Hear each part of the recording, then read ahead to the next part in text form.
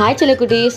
உலகமே new year செலிப்ரேஷனுக்காக காத்துக்கிட்டு இருக்கு. ஆனால் அந்த பெரிய கடிகாரம் மட்டும் 11:59 நின்றுடுச்சு.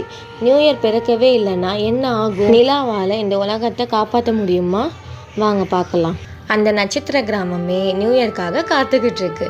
தெருவெல்லாம் விளக்குகள், மிட்டாய்கள். ஆனால் நிலா மட்டும் கவலையாக இருந்தா. ஏன்னா கிராமத்தோட நடுவில் இருக்கிற அந்த பெரிய கால கடிகாரம் நின்று போயிருந்துச்சு. மணி 11:59 நிற்கிது. நிலா அந்த கடிகார கோபுரத்துக்குள்ளே ஓடினா. அங்கே ஒரு வயசான தாத்தா, காலத்தின் காவலர் அவர் தான், அழுதுகிட்டு இருந்தார். தாத்தா நிலா கிட்ட சொன்னார், இந்த கடிகாரமோட நம்பிக்கை என்ற சாவி வேணும். ஆனால் மக்கள் மற்றவங்களுக்கு உதவ மறந்துட்டாங்க, அதான் கடிகாரம் நின்றுடுச்சு அப்படின்னு சொன்னார். உடனே நிலா யோசிக்க ஆரம்பிச்சா. அவகிட்ட இந்த சாக்லேட் எல்லாம் அங்கேருந்து குட்டி பறவைகளுக்கெல்லாம் கொடுத்தா.